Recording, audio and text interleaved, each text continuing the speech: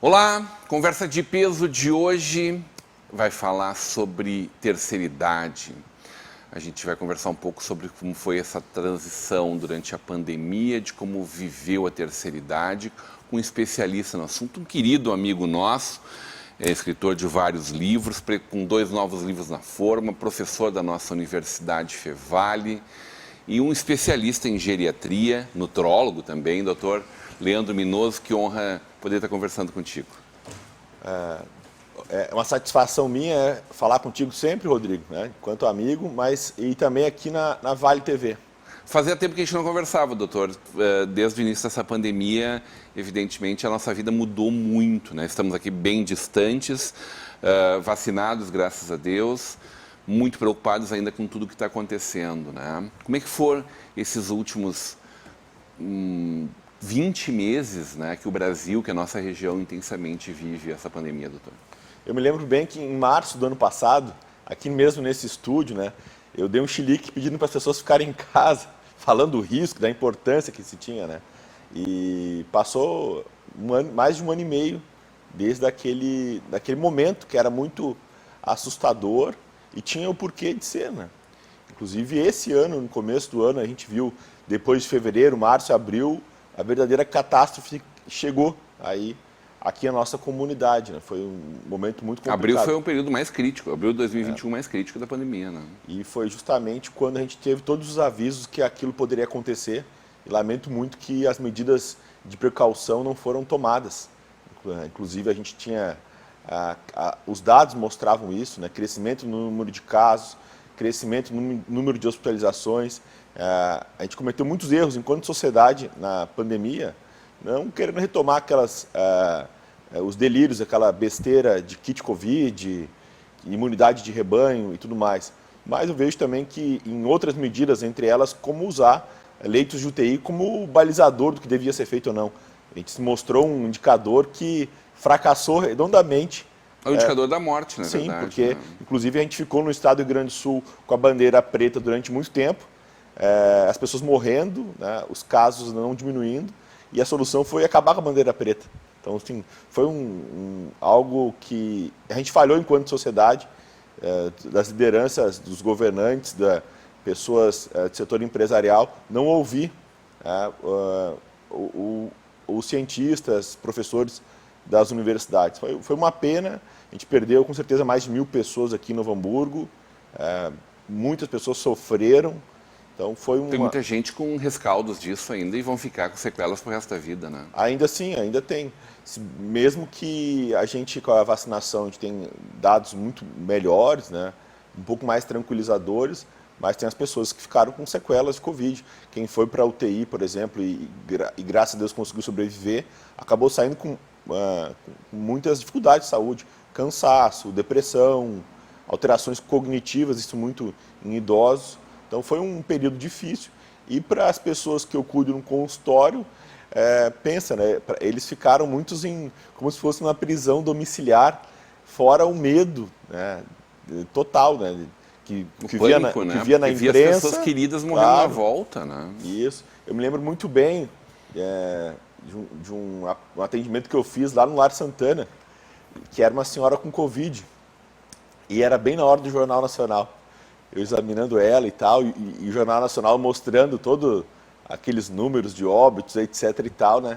E a velhinha lá, eu tendo que falar para ela, olha senhora, não dá mais, né? A gente vai ter que ir pro hospital, né? E por mais que a gente capriche nas palavras e dá um fio de esperança e sentido num momento desse, isso eu lembro que me marcou bastante. Mas agora a gente vê... Essa pessoa veio a falecer, doutor? Veio a falecer. A gente teve alguns surtos em instituições de longa permanência para idosos aqui na cidade, né? E infelizmente a mortalidade do Covid em quem tinha mais de 80 anos era muito alta, né?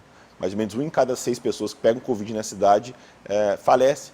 Então foi uma situação triste. E agora no consultório a gente vê aquilo de correr atrás do prejuízo em termos de saúde integral das pessoas, colocar alguns parâmetros em dia, readequar o aspecto psicológico, e ainda a gente espera que oportunidades de socialização retornem, né, para os idosos poderem voltar a ter um pouco mais de, a gente pode dizer assim, qualidade de vida. Mais do que a gente falar das coisas tristes que ainda estamos vivendo, eu gostaria muito que essa fala fosse uma fala de esperança, né, doutor? Porque a gente tem que exatamente recuperar esse tempo perdido. Gente que deixou de tomar remédio, gente que deixou de fazer seus exames necessários. Os hospitais se negaram a fazer, né? Disse, olha, agora não é momento de ninguém vir aqui para dentro para fazer um exame, para fazer uma cirurgia mais simples, só as de emergência que realmente por muito tempo foram feitas, né? Como está a saúde mental dessas pessoas, né, doutor? Tu trabalha dentro dessa medicina integrativa, né? Tem cuidado, Rodrigão. Hoje a medicina integrativa virou termo de quem quer inventar muita coisa na medicina, né? Mas na geriatria a gente pensa, a gente vê, Rodrigão... Tu olha para o todo. A gente vê assim que as marcas ficaram para a maioria, né? Para quem estava doente, para quem era idoso, quem teve que ficar em isolamento mais, ainda não pôde trabalhar. A gente perdeu muita coisa na pandemia, a gente superou medos, né? Falar de saúde mental no geral, assim, a gente vê um pouco mais de tristeza, um pouco mais de ansiedade em algumas pessoas, outras conseguiram manter mais resiliência, outras se acostumaram mais com essa vida mais digital, que daqui a pouco a gente vai ter que ver os resultados disso, né? Mas, que também leva a um isolamento real, né? Mas aquilo, não ser... uma fala muito interessante, né, de uma liderança indígena, é o Ailton Krenak. Ele deu uma entrevista essa semana falando que a pandemia não veio para melhorar as pessoas, veio para matar as pessoas. Então, eu acho que as pessoas saem com comprometimentos da pandemia, de diversos aspectos, né, perdendo um pouco de saúde, mas falou em esperança, o momento é de esperança. Quando a gente olha agora, mesmo que a pessoa tenha dificuldade financeira, mesmo que esteja cansado, está em dezembro, parece que a gente vai entrar agora a semana que vem, onde tudo tem que ser resolvido em uma semana, né? Sempre é essa sensação, mas é hora de agradecer que está vivo. Quem pode agradecer a saúde, as pessoas em volta estarem bem, né? Estarem vivas, eu acho que esse é o momento. Aí pensar, começar um novo ciclo 2022, a partir daí, né? Eu acho que a maior esperança que a gente tem é a vida. A vida é maior que tudo. A vida é maior que falsas liberdades, né? A vida é o bem maior, né? A vida é um presente de Deus. A gente não pode pensar nisso, né? Que discursos, etc., né? Como foi falado essa semana até pelo ministro da Saúde, eu prefiro ter liberdade de não me vacinar, não usar cartão vacinal, prefiro é melhor ter isso do que ficar vivo. Então, uma grande asneira, uma besteira total, né? Então, por isso que a gente tem que comemorar a vida, que muita gente gostaria de estar comemorando, de estar vivo no nosso lugar. Hoje, pelo menos, mais 600 mil pessoas dariam tudo, né? 600 mil famílias dariam tudo para ter, para poder abraçar o ente querido. Acho que isso é esperança, né? Tu és um grande responsável, uma pessoa muito dedicada na tua jornada pela saúde pública, pela vida, uma jornada generosa de doação ao outro, por momentos importantes da nossa história recente. Um grande defensor do SUS desde sempre, desde quando estava lá em Canoas, projetos especiais que tu fez lá. Quando tu veio a Novo Hamburgo, te integrou rapidamente na nossa comunidade, e fazem tantos anos já isso, né? É mais hamburguense que qualquer outra coisa, né? Do que matogrossense, do que canoense. Doutor, cuidou do nosso hospital municipal, cuidou muito do Hospital de São Leopoldo, é professor da nossa Universidade Fevale. O SUS, como sai o SUS, mesmo tão vilipendiado pelas nossas forças públicas, né? A ciência e a tecnologia tão judiada, como sai desse momento esse nosso querido SUS que salvou, ao mesmo tempo que a gente contabiliza esses milhões de mortes mundo afora, mas falando de SUS, de Brasil, essas quase 1 milhão, né, caminhando para 600 e tantas mil mortes.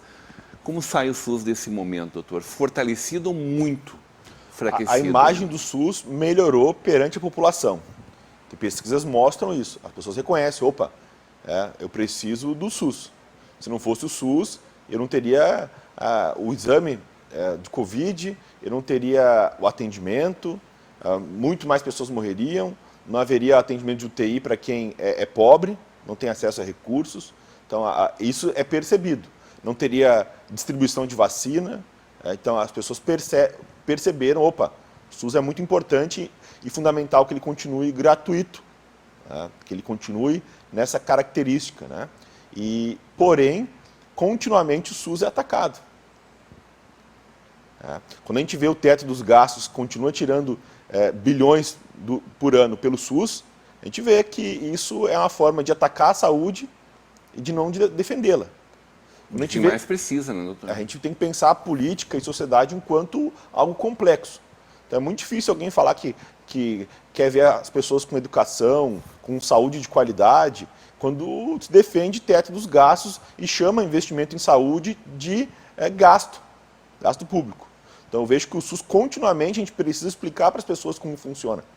Tanto é que hoje a gente vive a situação do programa Assistir aqui no estado, onde há um risco de perda anual de 20 milhões para o hospital do município. Isso são quase 2 meses de custeio do hospital que vão deixar de chegarem até o nosso município. Aí quem vai pagar essa conta? A população.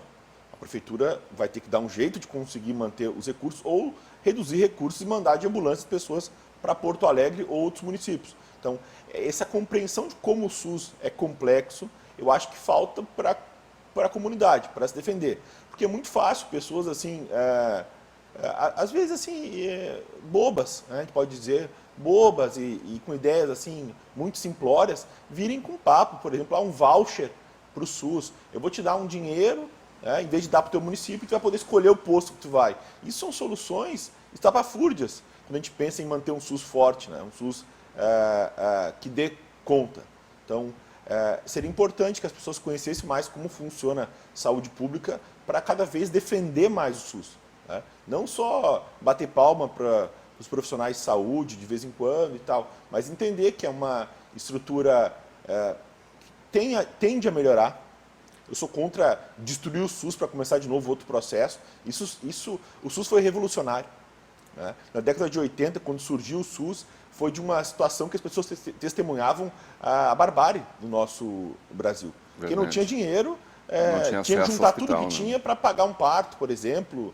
Não tinha prevenção no Brasil. Eram hospitais centrais abarrotados de gente. Não existia saúde bucal. Os postos em periferias eram assim, filas e pouco atendimento, não tinha organização. Então o SUS veio desse modelo, de ver que enquanto aqui as pessoas morriam de doenças infecto-contagiosas, não tinham assistência, países como Cuba e Inglaterra já tinham uma solução.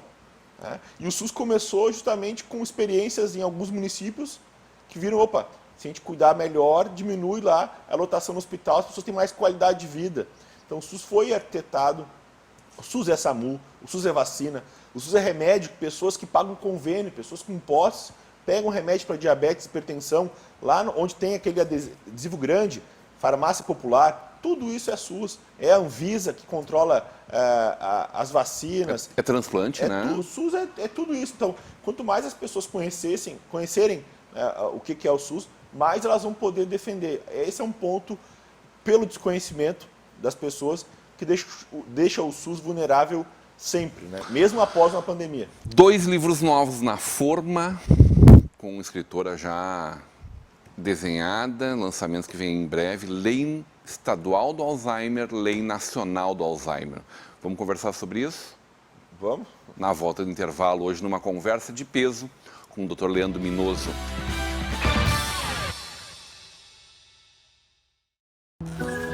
Quando você investe no Sicredi, você ajuda a movimentar a economia da sua região. E o seu investimento gera empregos e prosperidade.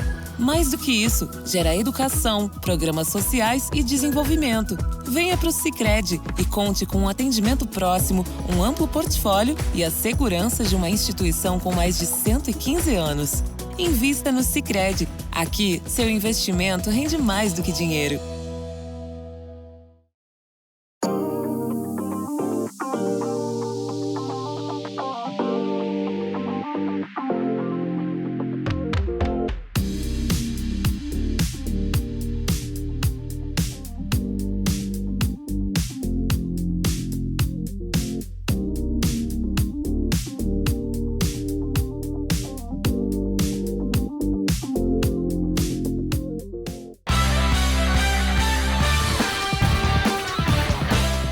De volta para uma conversa de peso, hoje recebendo o médico geriatra, Dr. Leandro Minoso, num oferecimento de Sicredi. Juntos construímos comunidades melhores, Mercado Torcilhas e evento. A gente tem um SIC em maio, em Gramado, no Serra Parque. Acabamos de viver a nossa Zero Grau, um evento de muito sucesso, retomada do calçado, do mercado do calçado, Dr. Leandro. Um oferecimento de faculdade e INH. Aqui você vive o conhecimento e o apoio de Locofer, fechaduras e acessórios. 2 novos livros. É editora nova, doutor? Como é que está essa construção, hein? É uma editora nova, editora de Porto Alegre. A gente vai lançar um livro, são 2 livros sobre Alzheimer. O primeiro é lançamento, é um título novo. E o segundo vai ser uma nova edição sobre prevenção de Alzheimer. Doença de Alzheimer, como se prevenir, que eu tinha lançado em 2013. Sai agora em 2022 a segunda edição, com mais novidades, né, sobre prevenção de Alzheimer. Temos atualização, hein, então. Inclusive, essa semana saiu um estudo falando que o Viagra levaria à prevenção do Alzheimer, né? Tem gente que vai tomar com essa desculpa agora, doutor. Pode ser uma boa desculpa, mas é um estudo ainda observacional, não tem indicativo nenhum. Nada de que de as pessoas correria para comprar o azulzinho. Mas sempre é um argumento mais para quem, né, queira. Porque estudos mostram, né, inclusive, assim, a ciência para chegar e falar, ó, tome isso para prevenir, ou tome isso para tratar uma doença, é um tempo e um tipo de estudo especial que tem que ser feito, né? Não esse tipo de estudo em relação ao Viagra. Foi um estudo observacional. Né? Ele mostrou associação, mas não casualidade, ou seja, não estava comprovado que usar o remédio diminuía a prevalência da doença. O que se tem é outros estudos que mostravam que pessoas com maior atividade sexual tinham menos demência. Isso envolve todo um conjunto, né, de estilo de vida. Parece um pouco com a questão do vinho, né?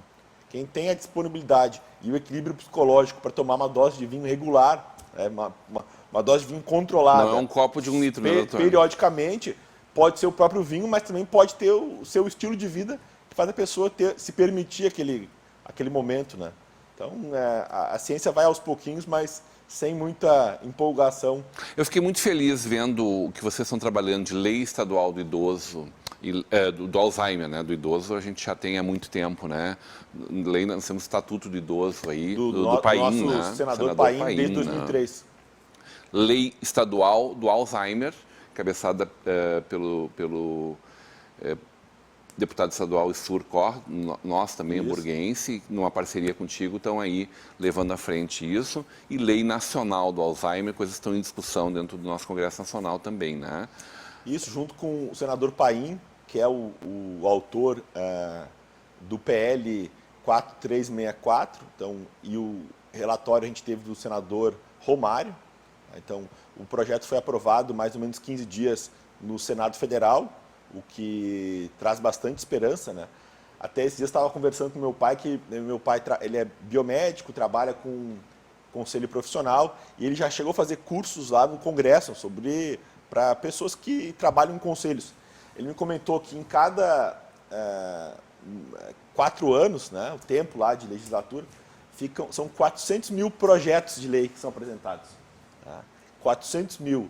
Então, quando a gente conseguiu, em um pouco mais de um ano, fazer um projeto entrar, passar por, aliás, ter o relatório, etc. e tal, e ser aprovado, foi algo que empolga. Agora, a Lei Nacional de Cuidado Integral às Pessoas com Alzheimer, que é o nome que ficou da lei, o nome foi modificado, inclusive escutando as pessoas, né, tentando aprimorar. Ela foi para a Câmara dos Deputados e a gente espera que ao longo de 2022 ela possa passar por comissões, possa ir para frente para que a gente consiga cuidar um pouco mais dessas pessoas.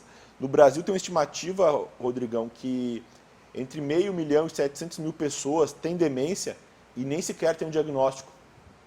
E a gente vê isso muito no atendimento que a gente faz na Fevale. Na Fevale, no curso de medicina, a gente atende pacientes do SUS, ou seja, gratuitamente, né? E muitos que chegam para mim, para o Dr. João Senger, que é meu colega professor, chegam com um quadro demencial que muitas vezes passaram tempo sem ter diagnóstico. Então, é uma situação muito ruim. Existe exame clínico, doutor, para detectar no estágio inicial a demência? A clínica que a gente fala, né, o exame clínico seria assim, a escuta do paciente, chamada anamnese, mais o exame físico, Pois é, né, mais testes cognitivos, a avaliação da família, grau de funcionalidade. Isso é o que a gente tem de etapa inicial, mais alguns exames de laboratório e exames de imagem do cérebro. Esse é o que a gente tem de recursos mais disponíveis. Atualmente, esse é o nível. A partir disso, a gente chega ao diagnóstico, né, com um grau de precisão. Existem já exames mais sofisticados que aumentam a precisão diagnóstica, no caso especial da doença de Alzheimer, né? Mas é muito inacessível. Né? São exames... Mas as demências são muitas, né? São muitas variadas. A gente tem quase 100 doenças que levam a demência. Demência é um termo guarda-chuva, fica melhor explicar assim, né? É um grande guarda-chuva, chama demência, que é quando tu perde a capacidade de funcionar sozinho, de fazer as coisas que tu fazia por conta própria, e isso se deve a um prejuízo nas tuas funções cognitivas. Ou seja, porque tu não se lembra direito das coisas, não consegue prestar atenção, tem desorientação, não consegue raciocinar bem. Então, quando tu perde a capacidade de fazer as coisas sozinhos, e o motivo disso é um problema na tua cabeça... Então, ser presidente da República leva a demência, por exemplo? Não, mudando de assunto, falando muito sério aqui. Essa estafa de fim de ano que a gente vive, assim, de cansado, estressado, um grau sobrenatural de trabalhos, né? E naturalmente esquece várias coisas, quer falar um termo, não lembra da palavra, não lembra de um nome. O quanto disso é preocupante e leva a gente a precisar de um atendimento médico, doutor? Bom, a gente sabe que o estresse crônico é um fator de risco para prejuízo nas funções cognitivas. Isso é bem consolidado, assim como depressão, dormir pouco, sedentarismo. Então, são diversos fatores de risco e no livro a gente vai reatualizar eles de uma maneira super didática, né, para levar para as pessoas. Então, voltando a falar sobre demência, assim, a gente tem exames mais sofisticados, mas só a consulta com um especialista consegue dar um rumo muito bom em termos de diagnóstico provável e de tratamento para as pessoas e para a família também. Isso tem muito a ver com a longevidade, e tu atende muitos pacientes longevos, com mais de 90 anos, né? Ou é muito pelo estilo de vida que a gente está vivendo, pela alimentação, pelo estresse? Quais são os fatores que hoje em dia vocês determinam cientificamente como mais determinantes? O mais determinante é a longevidade, mas a gente coloca aí, vem junto uma questão de estilo de vida. Na América Latina, aqui a gente tem o lugar do mundo com a maior prevalência, a quantidade de casos, né, de demência no planeta. Puxa vida. Por quê? Baixa escolaridade. O idoso brasileiro tem, em média, Rodrigão, 4 anos de escolaridade. Então, a gente sabe que tu ter um ensino superior e fazer atividade física são 2 vacinas para demências, né? Opa! Então, isso bota essas pessoas que saíram lá da região das missões, né, numa vida agrícola, sem direito à escola, para vir trabalhar aqui no calçado, etc., com 3, 4 anos, mal sabendo escrever o nome. São pessoas que estão em risco para ter demência. Então, acho que é por isso que a gente tem que pensar, ter uma visão desse problema, não só como tratamento, mas também de prevenção a longo prazo. É possível que a gente trace essas estratégias. Acredita que nos próximos anos nós teremos vacinas para o Alzheimer? Já estão sendo estudados, além dos remédios, tratamentos, que são os anticorpos monoclonais. Inclusive, um deles, o aducanumab, está em fase de teste nos Estados Unidos, já foi liberado em julho pelo FDA, mas ainda continua sobre testes. A gente tem vacinas sendo testadas, inclusive há poucas semanas uma vacina nasal começou a ser estudada, e quem sabe a gente consiga ter várias armas, né, assim como com a pandemia, para oferecer para a população, para reduzir a carga das demências como um todo. E eu tenho o Correio do Alzheimer, é uma newsletter. Todo mês eu escrevo um conjunto de artigos, pego notícias como essa que eu comentei do Viagra, terapia de bonecas. Eu traduzo alguns estudos para as pessoas uma linguagem bem simples, coloco uns vídeos também e disponibilizo para quem se inscreve no Correio do Alzheimer no meu site. E estou muito feliz que a gente chegou a semana a 2.000 inscritos. E lá eu consigo explicar, tem vacina? Lembrei disso porque um dos textos era sobre a vacina do Alzheimer, né? Então, quem tiver interesse em se inscrever no Correio do Alzheimer, fica o convite. É gratuito, uma vez por mês recebe aí a newsletter. leandrominoso.com.br. E @ nas redes sociais? É Dr. Leandro Minoso. Porque ali a gente vê muitos vídeos sempre, muitas informações, sempre Dr. Leandro, sempre muito, como a gente falava desde o início, generoso no compartilhamento da informação, no cuidado, independente das pessoas serem clientes dele ou não, ele compartilha isso com as pessoas que acompanham em vídeos, em textos, em conteúdo. Doutor, dá para a gente pensar assim em diagnóstico precoce dessas doenças que levam à demência ou até do Alzheimer como um fator preponderante para ter uma qualidade de vida melhor até o fim da vida? Em breve nós teremos exames de sangue que vão apontar alguma coisa nesse sentido. Atualmente o diagnóstico precoce ele demora a ser feito porque as pessoas demoram a procurar atendimento médico em pessoas mais velhas porque acham que esquecer é normal, quando não é tão normal assim, né? Então, isso a gente tem uma dificuldade, muitas pessoas demorarem para procurar atendimento médico e muitas vezes o atendimento médico não ser feito como deve ser feito, com testes específicos, seguindo fluxogramas. Acho que antes de chegar ao diagnóstico, a prevenção deve começar com todo mundo. Eu aqui na casa dos 30, já estou quase na casa dos 40, então eu falo que eu ainda estou na casa dos 30 anos, eu tenho que começar a pensar agora. Tu, na casa dos 40, né? Também. Então não precisa esperar chegar ali aos 60, 70 anos para começar a fazer atividade física e ter uma dieta mais colorida, né? Isso pode começar a qualquer momento. Eu tenho um prato lindo, maravilhoso, Dr. Leandro, então nutrólogo, me presenteou. De vez em quando eu bato uma foto e mostro que eu ainda uso ele, apesar de tudo. Bem divididinho, separadinho, coloridinho, para que a gente possa ter uma saúde integrada, né? Muito melhor. Doutor, sempre uma alegria poder te ter com a gente, uma honra poder desfrutar da existência contigo, tu sabe disso. E mais do que isso, poder testemunhar todas as coisas maravilhosas. A generosidade aí, a gente não fala porque o Dr. Leandro é muito preservado, assim, mas o quanto de pessoas ele ajuda, ele apoia, dentro do trabalho que ele faz, além do trabalho do consultório, além dessa doação de serviço público em vários momentos, além da academia, as pessoas que precisam de um atendimento, de um olhar especial. Sempre muito bom estar contigo, doutor. Eu que agradeço aí, parabenizo todo o trabalho, né, a evolução da Vale TV nos últimos anos e um espaço para a gente falar das coisas aqui da nossa região. Acho bem importante isso. Hoje numa conversa de peso com o doutor geriatra e nutrólogo, doutor Leandro Minoso. Continua agora com a programação da nossa Vale TV, da nossa rede comunidade de televisão.